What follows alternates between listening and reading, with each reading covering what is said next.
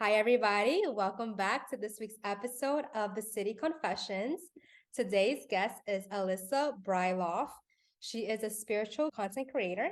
She's also a Reiki healer, and she works with the chakra system to help rebalance energy and unearth people's purpose. So, hi, Alyssa. How are you? And welcome. Hi, I'm good. Thank you so much for having me. We were talking off air, as if this is like a real show, but we've had opportunities to meet in the past, but it just never worked out. But here we are, and that's the beauty of, I guess, social media and just the universe. So before we begin, why don't you introduce yourself to my listeners? So I'm Alyssa, and thank you for the introduction. So I have been working in the spiritual and wellness space for basically like all of my life, I feel.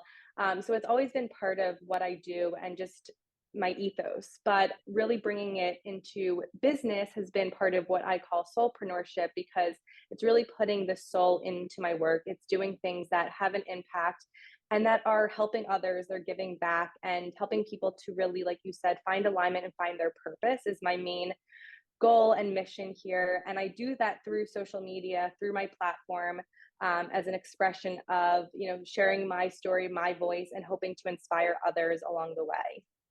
I love that because I'm personally, or I like to consider myself to be a spiritual person. I don't know if you can see, but this like little ladder, I have like my crystals, my Love it. little Buddha, my Love tarot it. card reading, and all of it. So I'm really into it. And I'm curious to know also, do you think over the past few years, it's become a buzzword and just trending? Because I feel like it has. And I think in the past, when I was getting into it, people made fun of me for it and thought I was like weird. So what was that journey like for you? I call myself a closeted spiritual person in the Okay. past because I used to hide my spirituality, same as you. I used to water myself down and just feel judgment from others and was kind of scared to show all of what I do and what I believe in. And it was just doing a disservice to myself and my purpose and to others because I mean, we're all spiritual beings. We're all on a spiritual journey, even though we have unique situations, unique journeys. We're all spiritual just by being here. And I think everyone can have a different way of looking at spirituality, but I definitely think it's become more mainstream thanks to like TikTok and people just Mm-hmm. using words such as manifestation, and using things like crystals. And I think social media has kind of normalized it a little bit more, which has been really nice to see. And it's allowed me to feel more safe, I guess, using it on my platform. Um, but yeah, I think it's becoming such a well-known topic. But I think it's individualized, and you can't just look at social media. You have to look at internally, like what does it mean for you? Absolutely. So tell me about that first moment when you discovered this world, or like how did you say, like, because it's a journey, like you said, right? It's a spiritual journey. So what was that first introduction? What did that look like? So my introduction is a little unique. My grandmother was a very spiritual person. She still is. She is what brought me on this path. And I was actually interviewing her last night because I'm going Oh. to be on some TV show channel, and I wanted to hear more of her background so I could talk to her journey too. But she essentially discovered a group that she wanted to become a part of where she was learning more about spirituality and her purpose and just feeling a connection to herself. And through that, she learned what Reiki was, and she was going through a lot of pain and discomfort and a chronic illness. So Reiki was used on her and it helped her pain. And so she started to introduce it to me when I was 8. And there was actually a program that helped teach young children. It was a healing group for children specifically that brought Wow. them in, yeah, that brought them into this world. So I was really young, and I have like little memories of it here and there, like being surrounded by people and receiving Reiki. But when I was that age, it wasn't something that I realized would impact me to the extent it has today. I think, with the journey, it has to come at the right time. So although I grew up this way and it just kind of felt normal going crystal shopping and like getting my chakras reattuned, like literally throughout college and high school. And that just felt normal to me. Like I just thought that that's what people did. And I started realizing, okay, people aren't doing this. It's kind of weird. And I just kind of was like, all right, maybe I'll just, like I said, I watered myself down a little bit. I didn't really talk about it as much, but I would say it came to the forefront more when I went through more of an awakening. My grandfather had passed. This was about like 4 years ago at this point, and he was like my person. So I felt like I really lost this identity and this piece of me that was I was so connected to, because I talked to him about everything.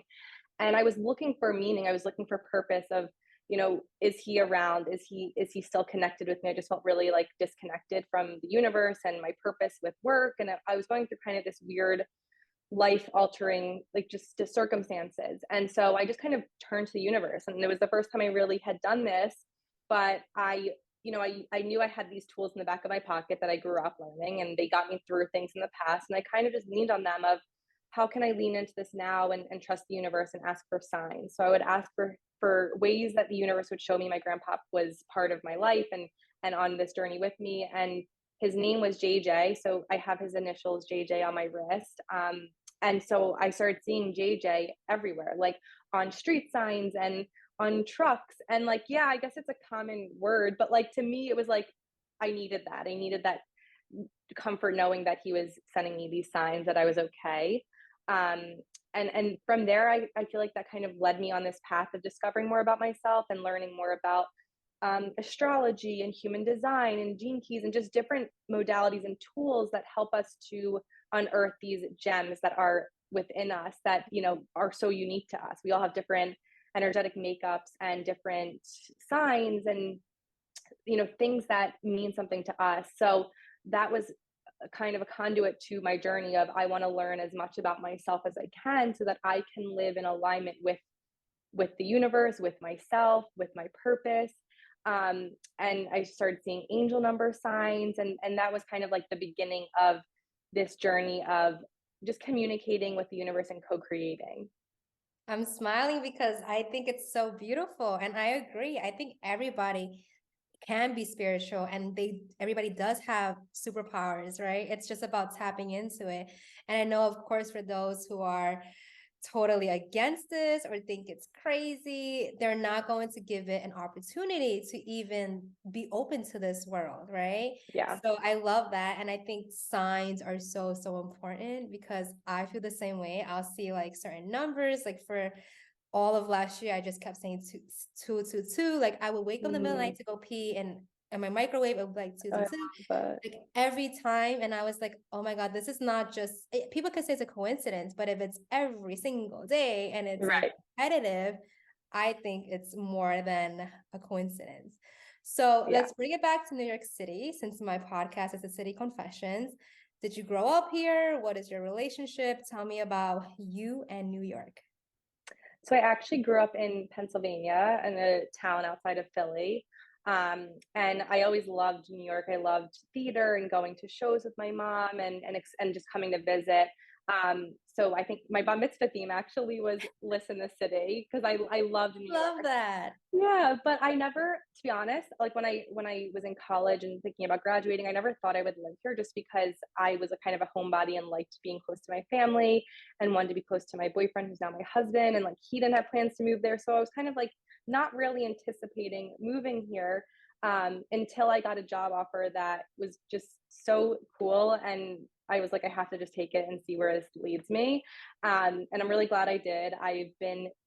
I'm now in Jersey City, so I've moved out since the pandemic, which is so close to Manhattan. I come in like once or twice a week. It's still very part of my life, but I would say I love the city, and I think a big fear or thing that I had, especially during the pandemic, and like not being in it because I lived at my mom's during the pandemic.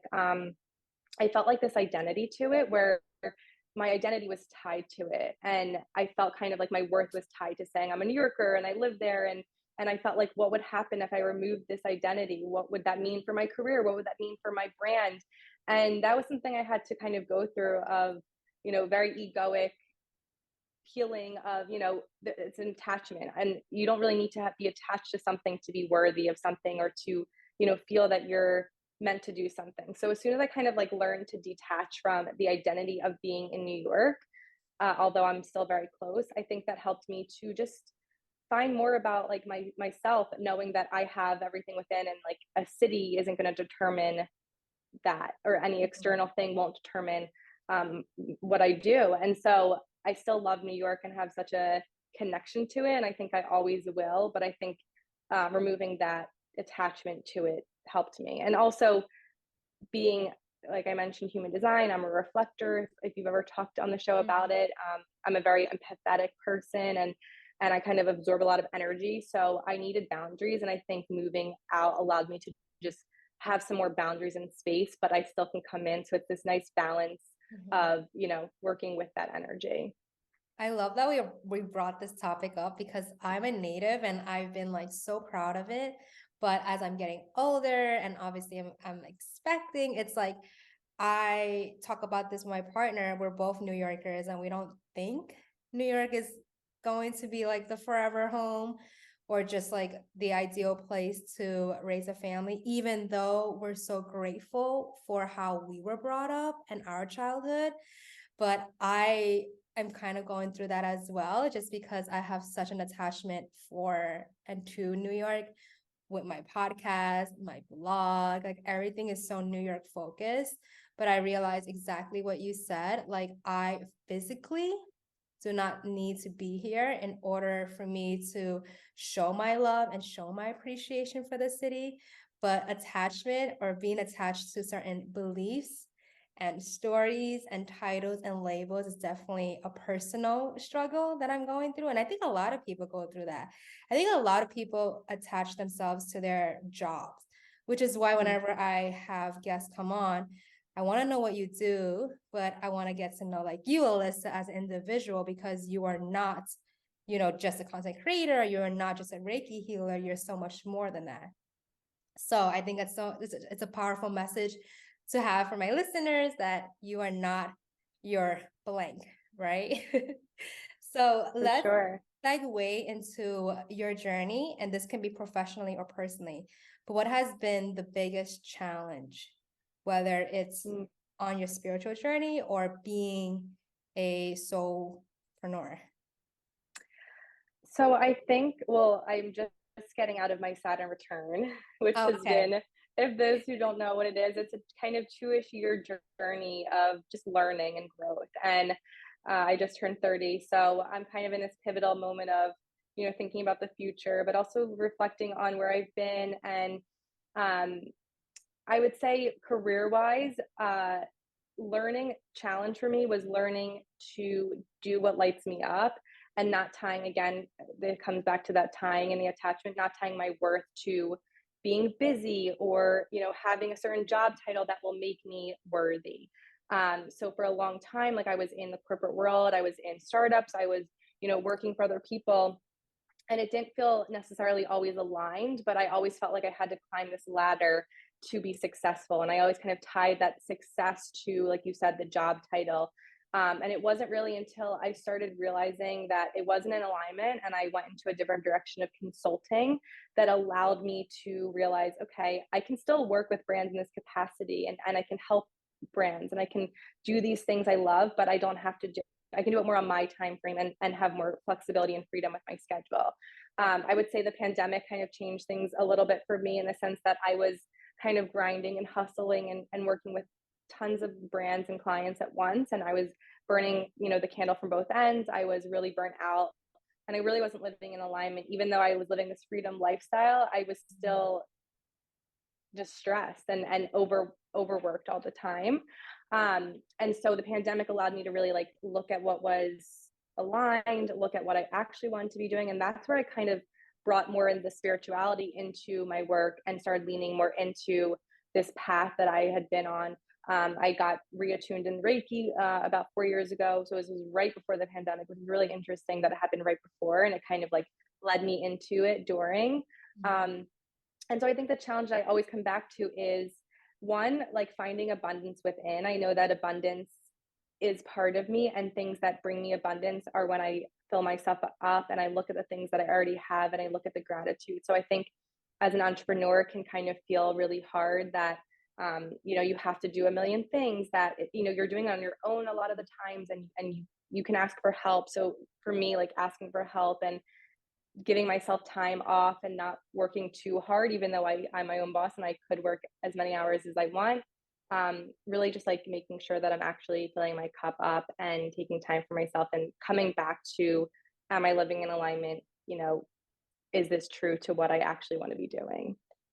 So I've been hearing the word alignment several times throughout you talking.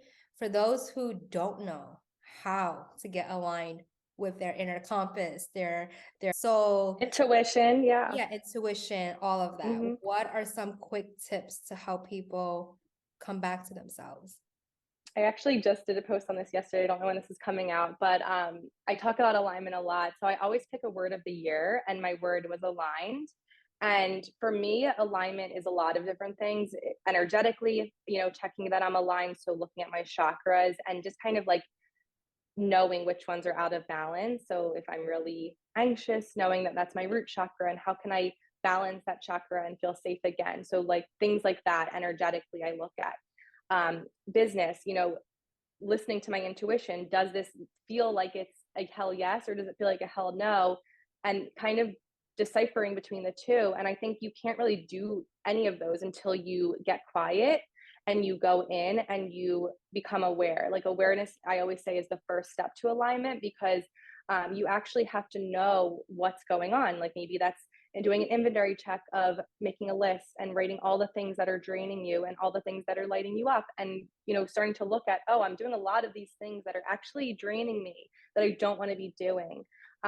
Or you know, maybe you're um, being distracted by something and you're not really like being present with yourself. So I think coming back into alignment simply means coming back into your body, into the here and now, and focusing on this moment, into this inner compass that you already have. It's just about getting quiet. And I always kind of think of the difference between fear and intuition is fear is very loud. It's what makes you feel anxious and it's kind of repetitive, versus intuition is very quiet and you actually have to slow down and go inward in order to hear it. You can't like be walking around with your head off and like not paying attention and like be like, oh, I have an intuitive hit. Like maybe, yeah, you will, but it's very rare. You have to kind of go inward first and become aware of what in your life is depleting you, what is bringing you joy. And I think we all have this purpose here, and we're all meant to be in alignment. We're all meant to live our authentic life and what's true to us, but we have to first become aware of what we actually want so that we can make the changes possible. I love that you mentioned body, because I feel like personally, sometimes when I'm in a dilemma and I don't know what to do, I just ask myself that, right, in a quiet space. But your body will tell you all the answers. I don't know what it is. Maybe it's like energy being sent through. But if there's something that you're saying, okay, I want to do X, right, like this route, and your body is like calm and it just feels good in a very weird way, it's like the right answer, even though Mm-hmm. like logically it might not seem like it. Right. And then if you go the other route, something in your body will react to that and almost give you a sign that it's not the right answer. And I know if people hear this, they might sound or seem like, okay, that's weird. But it just goes to show when you are quiet, all like clarity presents itself when it's needed. And I think going back to New Mm-hmm. York, that's really hard sometimes because we are so surrounded by noise and people's opinions and just outside, I don't know, factors, right? And it's Mm-hmm. like when you sit quiet, that's when everything becomes clear, but it's also so uncomfortable for Mm-hmm. some people. And this is just like a challenge, I guess, for people listening or watching. When was the last time you actually sat with your own thoughts? Because you live in your mind, what, every single day, like more than anywhere, even in your present home. So I think it's really, really interesting, but it's also, again, just uncomfortable. But discomfort is also such a beneficial place to tap into, like For with. sure. I actually read something which really stuck with me, because a lot of the work that I do, especially with Reiki and chakras, I'll explain a little bit about Reiki too, in case people don't know what that is. But with, you know, we're so now this society in our heads and connected with others that we're very much up, you know, above. We're very much in the clouds and like just overly stimulated in our minds, and we're not really in our bodies, and we're not really grounded.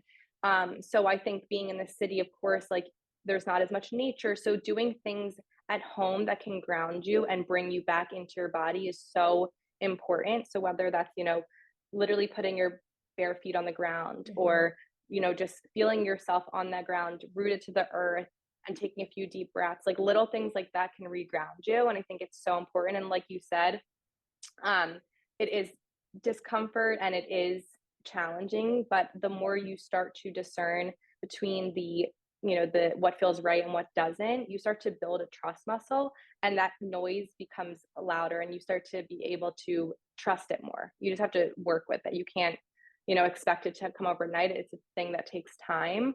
And with Reiki, I find this helps me a lot. So Reiki is a form of energy healing that allows you to move energy throughout the body, out of the body. That's anything, you know, blocking or draining you, or causing limiting beliefs or physical ailments. So it really does everything. Like, it's such Mhm. an amazing tool. And so I give it to myself every day to just make sure my energy is balanced and moving things around.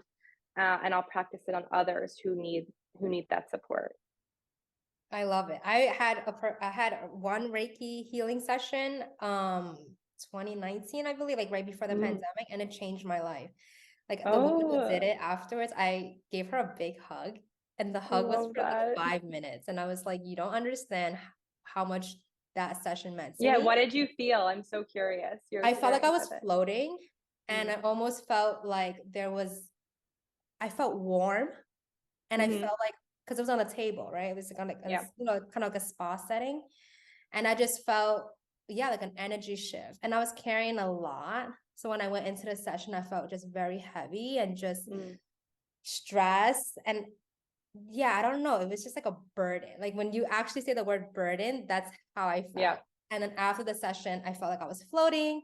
It's gonna sound weird, but I felt like light. Like if I could close my Mhm. eyes, it was almost, I don't know what heaven is like, but it was like beaming on me, and Oh then my god. afterwards I'm like a new person. And Yeah. I literally was standing in the hallway and I gave her a hug for 5 minutes. And she really appreciated, because I think Reiki healers in general, they Mhm. just know. You don't need to say Yeah. anything to them. And they just Yeah. know what they're doing for you. So it's Yeah. really beautiful. So I encourage people to look into Reiki healing if you're going through something, because it was life changing for me, I for love sure. that experience. So what Beautiful. is your morning routine look like? Oh my god, it's a lot. I do a lot of things. I actually have a guidebook on my website when you sign up for my newsletter, that kind of gives some tips for what I call my aligned AM. Going back to Mhm. that aligned word, because I think it's so important to check in with your energy and make sure that you're taking care of yourself first, even if it's literally 2 minutes. So, it doesn't have to be a drawn out thing. It can be as simple as just getting quiet and maybe breathing for a few minutes, like the first thing you wake up before checking your phone, even if it's literally just 2 minutes, and then start building it from there.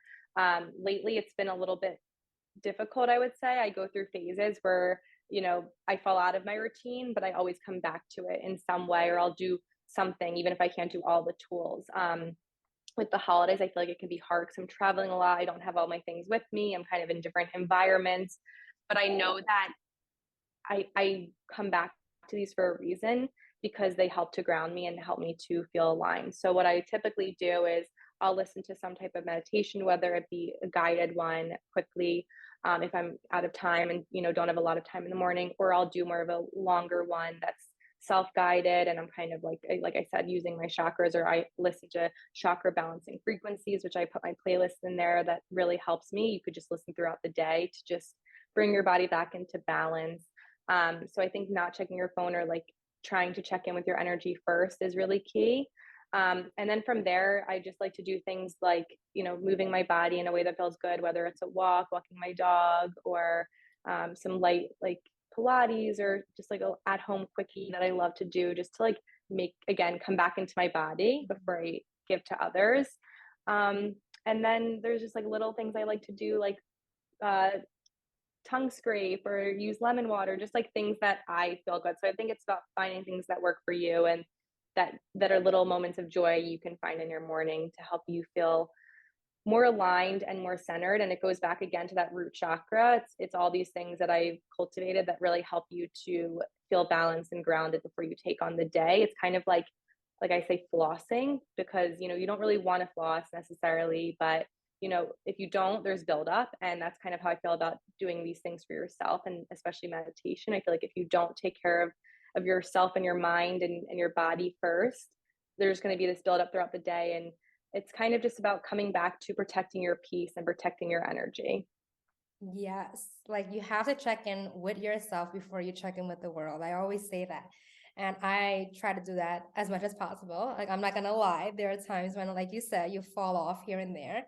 But you also know that if you create a habit, you can always go back to it as well. And don't be too hard on yourself, because that's how I Yeah. feel. Like, I meditate every morning, I journal, but I'm not going to sit here and say that I do that every single morning and I never miss, a moment of it. Hmm. Then you go back and you think about how good it feels, just like a workout, right? You never regret a workout that you do. Yeah.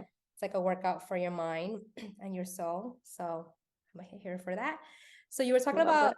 align is your word for this year. Do you have a affirmation that you've been going back to this week, this month, or just something that you Mm. really, really believe in lately?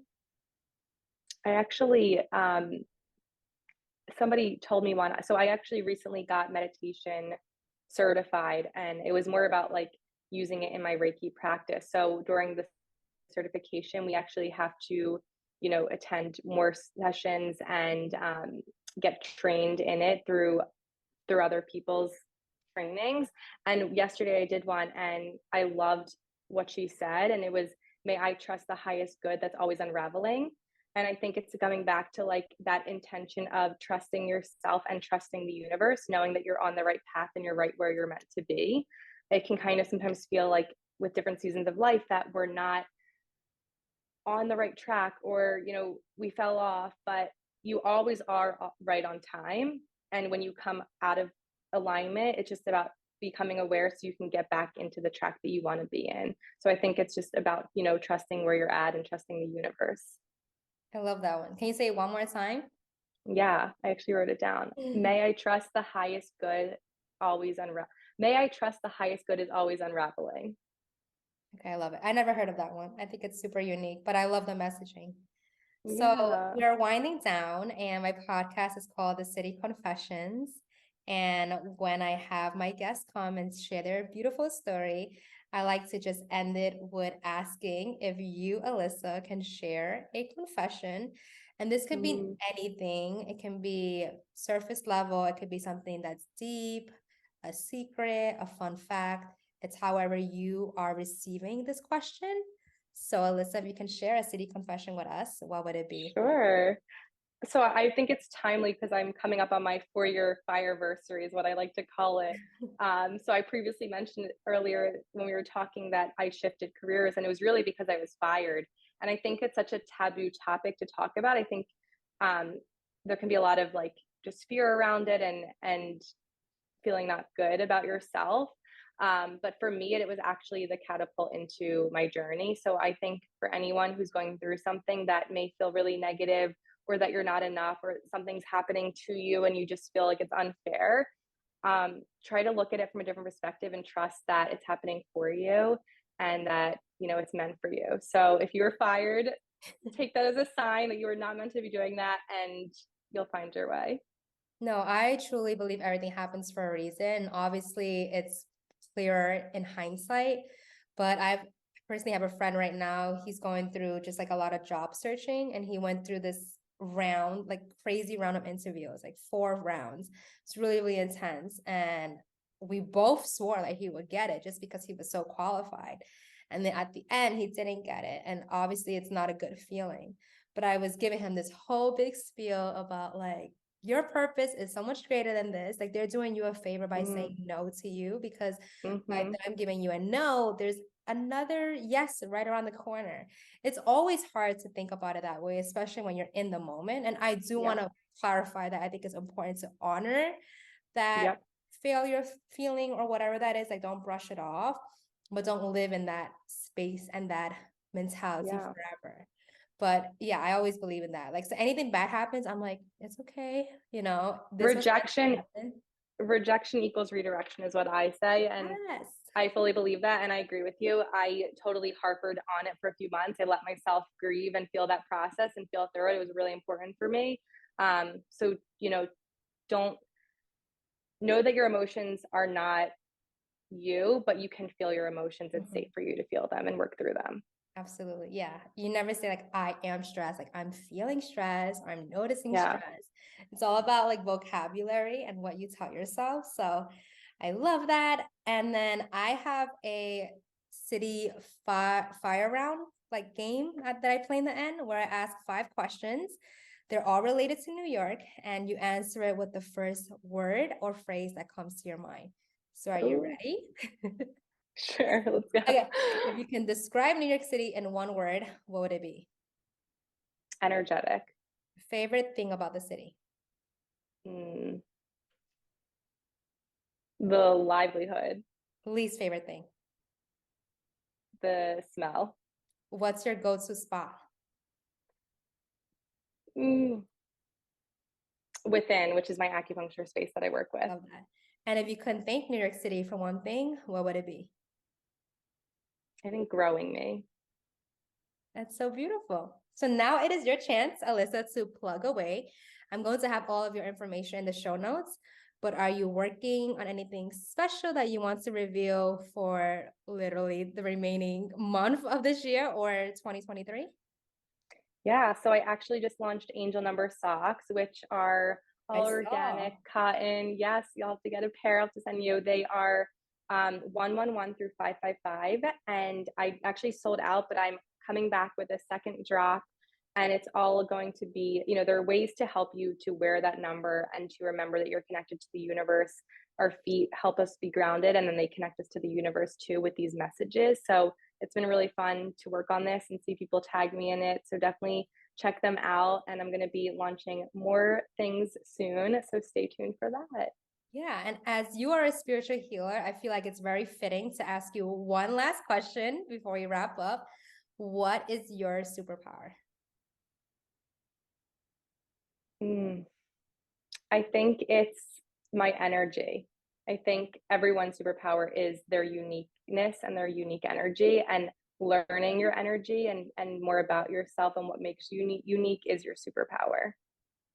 Well, thank you so much for chatting with me. I already Thank feel you. good. Again, it's like an energy transfer through Zoom, which is I exciting. love that. But yeah, this episode is, well, for you personally, it's going live next week. It's very, very timely because we're wrapping up season Perfect. 8, everybody. And I just think this episode was so beautiful because I think when we are heading towards the holidays and the winter blues, people can feel a little down on themselves. And I think it's important to, like we said in this whole episode, come back to ourselves, feeling aligned, feeling powerful, tapping into our higher good and higher self. So that being said, thank you so much for joining and for everybody listening. Be sure to share this with a friend and stay tuned for next week's episode. All right, bye. Bye.